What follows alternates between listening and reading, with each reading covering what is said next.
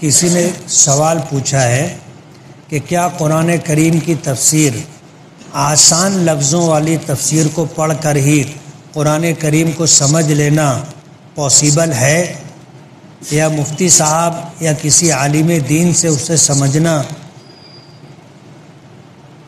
ان کے بغیر سمجھنا ممکن نہیں ہے؟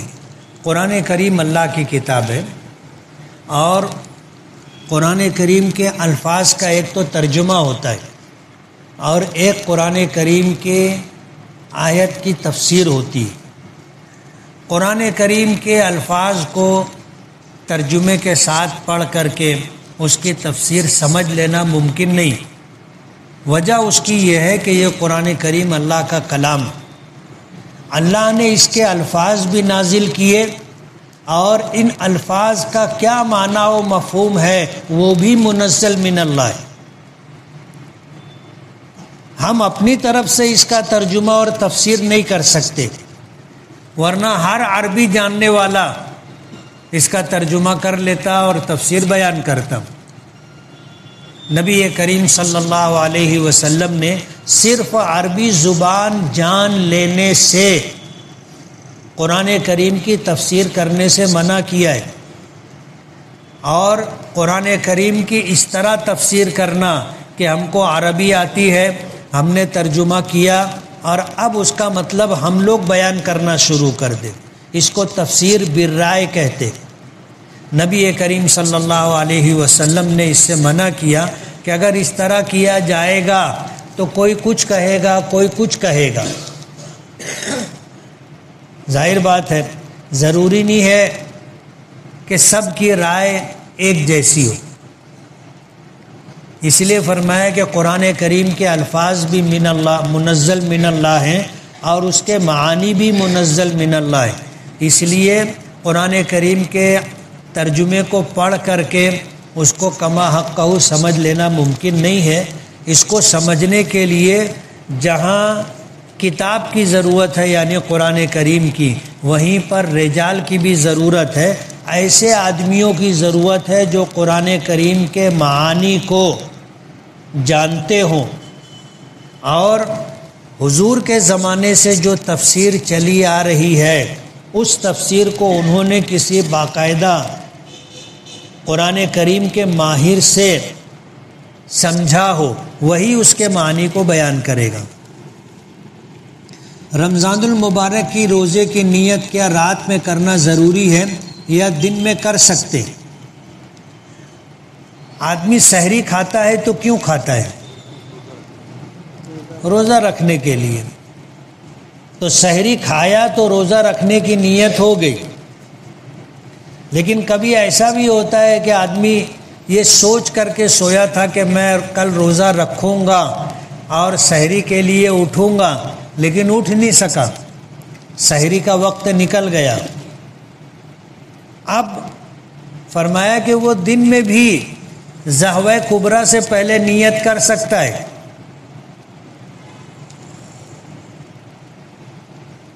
دن میں بھی اس کی نیت کر سکتا ہے۔ اگر کسی نے لا علمی میں ایسے وقت میں سحری کھائی جب فجر کا وقت ہو گیا تھا تو کیا روزہ ہو جائے گا؟ نہیں ہوگا۔ روزہ شروع کرنے کے لیے صبح صادق سے پہلے نیت ہونا چاہیے، اور نیت ہو گئی، روزہ شروع ہو گیا، پھر بھول کر کھا پی لیا تو بھول کر کھا پی لینے سے روزہ نہیں ٹوٹتا۔ اب یہ آدمی جو روزہ رکھنے کی نیت سے کھا رہا ہے یہ بھول کے تو نہیں کھا رہا ہے، جان بوجھ کے کھا رہا ہے، اور جان بوجھ کے اس لیے کھا رہا ہے کہ وہ سمجھ رہا ہے کہ میں سحری کھا رہا ہوں، تو اس کا روزہ نہیں ہوگا۔ کیا روزے کی حالت میں آنکھوں میں سرما لگا سکتے ہیں جب کہ اس کا ذائقہ حلق میں محسوس ہوتا ہے؟ ہاں، سرما لگا سکتے ہیں، اس سے روزہ نہیں ٹوٹے گا۔ وجہ اس کی یہ ہے کہ جسم میں داخل ہونے کے کچھ راستے ایسے ہیں جو اللہ پاک کی طرف سے بنائے ہوئے، جیسے منہ کے ذریعے اندر کچھ جاتا ہے، ناک کے ذریعے اندر کچھ جاتا ہے، یہ منفذ اصلی کہلاتے۔ اب آنکھ ایسی نہیں ہے کہ وہ اندر جانے کے لیے راستہ ہو، اس لیے اگر کسی نے سرما لگایا اگرچہ اس کا ذائقہ حلق میں محسوس ہو، علماء فرماتے ہیں کہ اس سے روزہ نہیں ٹوٹے گا۔ روزے کی حالت میں ٹوتھ پیسٹ استعمال کرنا کیسا ہے؟ کیا روزے پر اس کا کوئی اثر پڑے گا؟ ظاہر بات ہے، کولگیٹ جو ہوتا ہے اس کا ایک ذائقہ ہوتا ہے، آدمی جب برش کرتا ہے تو اس کو مٹھاس ہے، کھٹاس ہے، پھیکا پن ہے، کچھ نہ کچھ تو محسوس ہوتا ہے۔ اور روزے کی حالت میں کسی چیز کا ذائقہ چکھنا جس کو کہتے ہیں مکروہ ہے، عام حالات میں تو نہیں، اس کی اجازت نہیں ہے۔ ہاں اگر کوئی عورت ہو، کھانا پکانا اس کی ذمہ داری ہو اور شوہر بہت بد دماغ ہو تو وہ نمک چکھ سکتی ہے کہ برابر ہے کہ کم زیادہ ہے، ورنہ روزہ تو ایسے ہی لوگوں کو لگا رہتا اور بے بات پہ جھگڑا ہوتا اور جھگڑا ہوگا۔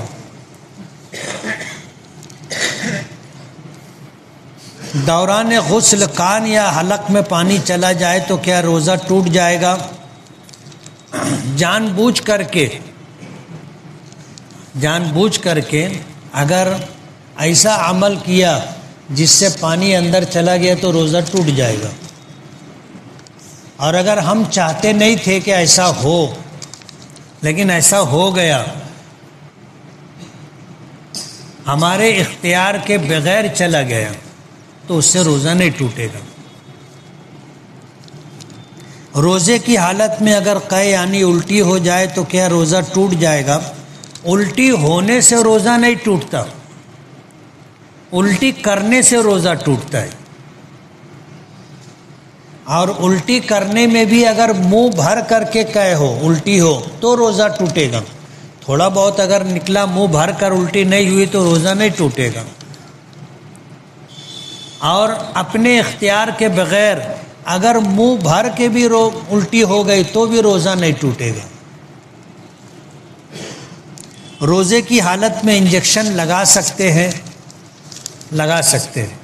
وجہ اس کی یہ ہے کہ انجیکشن کے ذریعے سے جو دوا جسم میں جا رہی ہے یہ منفذ اصلی سے نہیں جا رہی ہے۔ جیسے آنکھ میں سرما لگائے تو آنکھ اندر پیٹ میں جانے کا کوئی راستہ نہیں ہے، اسی طرح اگر انجیکشن لگایا گیا تو ظاہر بات ہے وہ انجیکشن بھی جہاں سے دوا اندر گئی ہے وہ اندر جانے کا راستہ نہیں ہے تو روزہ نہیں ٹوٹے گا۔ مغرب کی 1 رکعت امام صاحب کے ساتھ ملی تو 2 رکعت چھوٹی تو اسے کیسے پڑھیں گے؟ یا پہلی رکعت میں بیٹھ کر یا بیٹھیں گے کہ کھڑے ہو جائیں گے؟ مغرب کی نماز ایک ایسی نماز ہے کہ اس میں عام طور پر 2 قاعدے ہوتے ہیں، 2 رکعت کے بعد 1 قاعدہ، پھر تیسری رکعت کے بعد 1 قاعدہ، 2 قاعدے میں نماز پوری ہو جاتی۔ لیکن اگر ہم کو 1 رکعت ملی ہے تو وہ 1 رکعت ملنے کی 2 شکل ہے۔ ہم آئے، امام صاحب دوسری رکعت مکمل کر کے قاعدے میں بیٹھے تھے، ہم آ کر قاعدے میں شریک ہو گئے، جماعت میں شامل ہو گئے، 1 قاعدہ ہوا، پھر امام تیسری رکعت کے لیے کھڑا ہوا تو ہم بھی کھڑے ہو گئے، امام کی 3 رکعت ہو گئی تو اس نے دوسرا قاعدہ کیا، اور ہم امام کے تابع تھے، ہماری 1 ہی رکعت ہوئی لیکن ہم امام کے ساتھ بیٹھ گئے، امام نے سلام پھیرا، امام کی نماز مکمل ہو گئی، ہماری نماز 1 ہی رکعت ہم کو ملی ہے، 2 رکعت باقی ہے جو مسئلہ انہوں نے پوچھا ہے۔ اب ہماری ہوئی 1 رکعت اور قاعدہ کتنا ہو گیا؟ 2 قاعدہ ہو گیا۔ ایک تو آتے ہی قاعدہ ملا تھا، پھر 1 رکعت کے بعد دوسرا قاعدہ ہوا، 2 ہو گیا۔ اب ہم امام کے سلام پھیرنے کے بعد کھڑے ہوئے تو یہ ہماری دوسری رکعت ہے، دوسری رکعت کے سجدے سے ہم فارغ ہوئے تو یہ 2 رکعت ہماری ہوئی ہے، اور 2 رکعت پر بیٹھا جاتا ہے. پھر ہم نے قاعدہ کیا. کتنا قاعدہ ہو گیا؟ 3. اس کے بعد ہم تیسری رکعت کے لیے کھڑے ہوئے.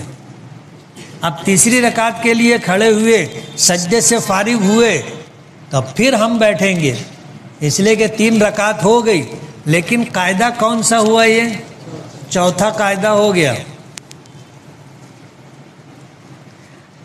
تو اگر قاعدہ ملا تو یہ ترتیب، نہیں ملا تو بھی یہی ترتیب.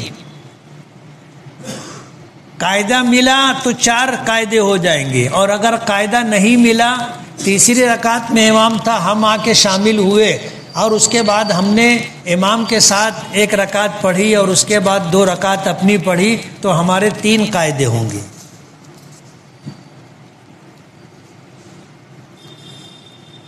مفتی صاحب، میں شیطان کے بہکاوے میں آ جاتا ہوں اور کبھی کبھی والدین کی نہیں سنتا اور غصے میں کچھ بھی بول دیتا ہوں اور پھر بعد میں معافی مانگتا ہوں. کیا ایسا کرنا درست ہے؟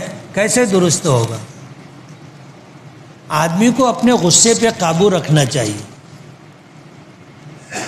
ایسا غصہ نہیں آنا چاہیے کہ آدمی اپنے ماں باپ کا احترام اور چھوڑ دے، نافرمانی کرنے لگے.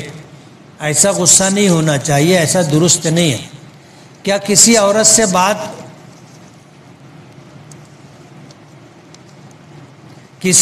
سے بتیا بات کر سکتے ہیں؟ کیا نہیں کر سکتے؟ بلا ضرورت کسی اجنبی اور پرائی عورت سے بات نہیں کرنا چاہیے. ضرورت ہو تو پردے کے ساتھ بات کریں گے، اور جتنی ضرورت ہے اتنی ہی بات کریں گے. آدھا گھنٹے بات نہیں کریں گے. سمجھے نا؟ کس عمر میں بچوں کا داخلہ کرانا چاہیے اسکول یا مدارس میں؟ جب پڑھنے کی عمر ہو جائے. ہمارے بڑوں کا طریقہ یہی تھا کہ جب بچہ سمجھنے لگتا تھا تو اس کو پڑھاتے تھے. اور اب تو ایسا ہے کہ 4 سال کی عمر میں ہی، اب اس سے پہلے نرسری بھی چالو کر دیے نا. بچے کھیلنے کی عمر ان کی کھیلے بغیر گزر جاتی ہے. نکاح میں مہر کتنی ہونی چاہیے؟ کم سے کم مہر کی حد مقرر ہے. 10 درہم سے کم مہر نہیں ہوگا، یعنی 3.5 تولہ چاندی سے کم مہر نہیں ہوگا، اور زیادہ کی کوئی حد نہیں ہے. ہر آدمی اپنی حیثیت کے مطابق مہر رکھ سکتا ہے. اگر کوئی پوری دنیا مہر میں رکھنا چاہے تو رکھ سکتا ہے، یہ الگ بات ہے کہ وہ دے نہیں پائے گا. حضور نے اللہ پاک کو دیکھا ہے معراج میں. علماء کا اس میں اختلاف ہے. علماء کی ایک جماعت کہتی ہے کہ ہاں حضور نے اللہ پاک کو دیکھا تھا، اور علماء کی ایک جماعت کہتی ہے کہ نہیں دیکھا تھا. اب ظاہر بات ہے ہمارے پاس ایسا کوئی پیمانہ نہیں ہے، ایسا کوئی علم نہیں ہے، اتنا علم نہیں ہے کہ ہم فیصلہ کریں کہ ان کی بات صحیح ہے کہ ان کی بات صحیح ہے. اس لیے دیکھا ہے علماء کی ایک جماعت کہتی ہے، نہیں دیکھا ہے علماء کی دوسری جماعت کہتی ہے. حدیث پاک میں ایک لفظ ہے، جملہ ہے ایک، جس کو 2 طریقے سے پڑھا جاتا ہے. ایک تو ہے نور انا یورا، کہ اللہ پاک نور ہے، انہیں کیسے دیکھا جا سکتا ہے. جو علماء اس طرح پڑھتے ہیں وہ کہتے ہیں کہ حضور نے اللہ کو دیکھا نہیں تھا. اور اس لفظ کو کچھ لوگ پڑھتے ہیں نورانی اورا، کہ اللہ تعالیٰ ایک نور ہے، جس نور کو حضور نے دیکھا تھا. تو وہ کہتے ہیں کہ حضور نے اللہ کو دیکھا ہے. اب ہم فیصلہ نہیں کر سکتے کہ دیکھا کہ نہیں دیکھا. مغرب اور عشاء کی نماز کے بعد نکاح ہو سکتا ہے؟ آدمی نکاح کر سکتا ہے. تہجد کے وقت بھی نکاح ہو سکتا ہے. نکاح ایجاب و قبول کا نام ہے، اس کے لیے کچھ شرطیں ہیں، ان شرطوں کے ساتھ آدمی نکاح کرے، پھر دن میں ایجاب و قبول کرے، رات میں ایجاب و قبول کرے، نماز سے پہلے ایجاب و قبول کرے، نماز کے بعد ایجاب و قبول کرے، مسجد میں ایجاب و قبول کرے، مسجد کے باہر ایجاب و قبول کرے، نکاح ہو جائے گا۔ 2 گواہ ہونا شرط ہے، 2 گواہ ہونا شرط ہے۔ بغیر 2 گواہوں کے اگر ایک اجنبی مرد اور ایک اجنبی عورت یہی ہیں اور یہ ایجاب و قبول کرے، نکاح نہیں ہوگا۔ یہ ایجاب و قبول کرے، ان کا ایجاب و قبول کم سے کم 2 آدمی سنے۔ جیسے ہمارے یہاں کتنے گواہ رہتے ہیں نکاح میں؟ 2۔ حالانکہ نکاح کے گواہ پوری مسجد ہے۔ جب وہ امام صاحب بولتے ہیں کہ اتنے اتنے مہر پر تمہارے نکاح میں دیا، یہ ایجاب ہے، اور دولہا بولتا ہے میں نے قبول کیا، یہ قبول ہے، اس سے نکاح ہوتا ہے، اور جتنے لوگ مجلس میں شریک ہیں سب گواہ ہیں۔ لیکن وہ 2 گواہ جو لکھے جاتے نا، وہ اس لیے تاکہ متعین رہے، کبھی اگر خدا نہ خواستہ کوئی بات آ گئی اور ضرورت پڑی کہ نکاح ہوا ہے تو گواہی کون دے گا؟ اس لیے وہ 2 آدمی متعین کرنے کے لیے ان کا نام لکھ لیا جاتا ہے۔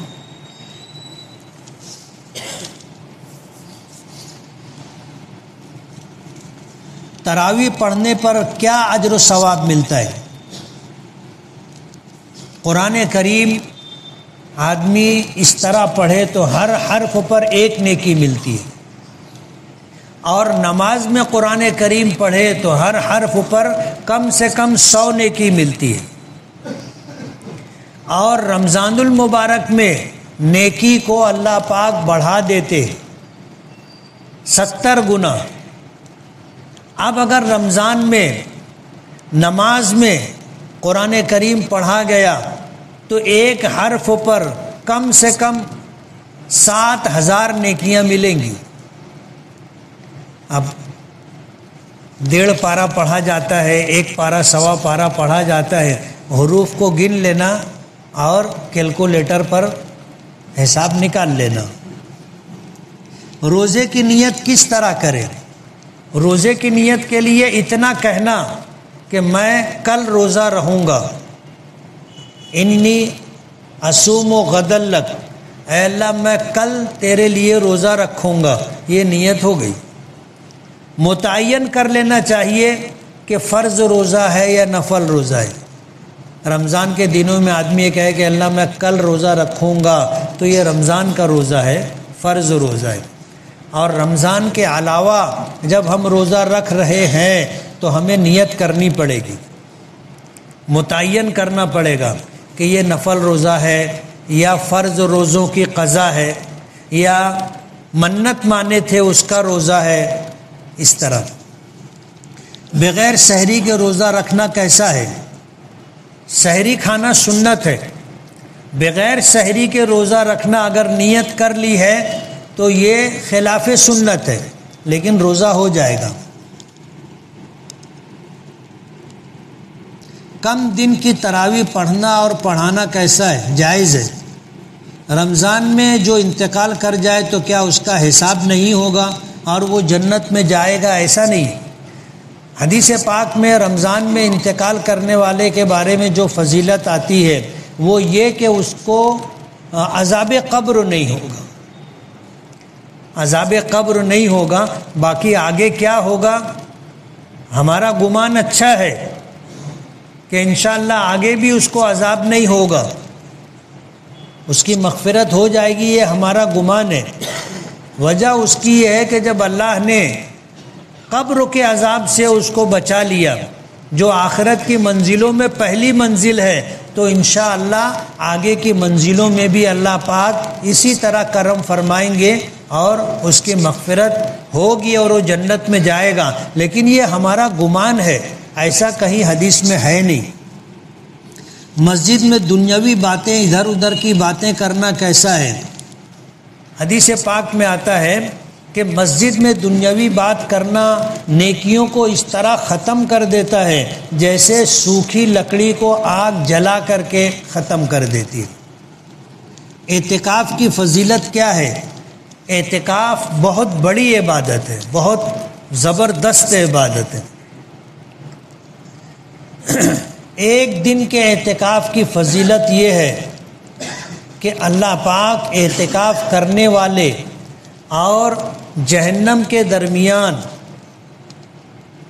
زمین و آسمان کے برابر خندق حائل کر دیتے ہیں۔ یہ جتنا فاصلہ ہے اللہ تعالیٰ اتنی دوری عطا کر دیتے ہیں۔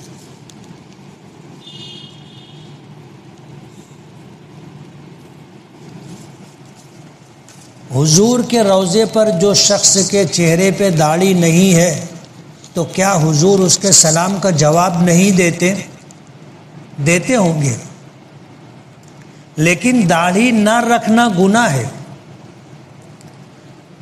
داڑھی نہ رکھنا گناہ ہے۔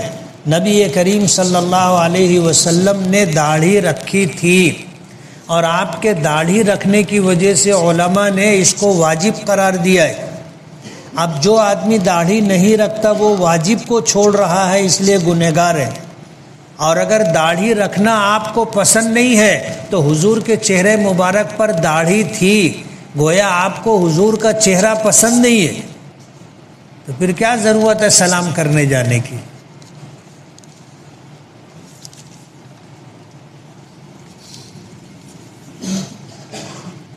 روزے کی حالت میں کن کاموں اور سے بچنا چاہیے؟ ہر گناہ سے روزے کی حالت میں بچنا چاہیے اور لایانی اور بیکار وقت ضائع کرنے سے بچنا چاہیے۔ تراویح پڑھانے والے حفاظ حضرات کو کس طرح قرآن کریم سنانا چاہیے؟ تراویح میں اطمینان سے قرآن کریم پڑھنا چاہیے کہ ایک ایک حرف الگ الگ سمجھ میں آئے۔ یہ قرآن کریم اللہ کا کلام ہے، اس کو اس طرح پڑھنا کہ جو سننے والوں کو سمجھ میں نہ آئے، یہ قرآن کریم کی قدر دانی کے خلاف ہے۔ اللہ نے قرآن کریم جس طرح نازل کیا، ورتل القرآن ترتیلا، قرآن کریم ٹھہر ٹھہر کر کے نازل ہوا ہے، اس لیے اس کو ٹھہر ٹھہر کر کے پڑھنا چاہیے۔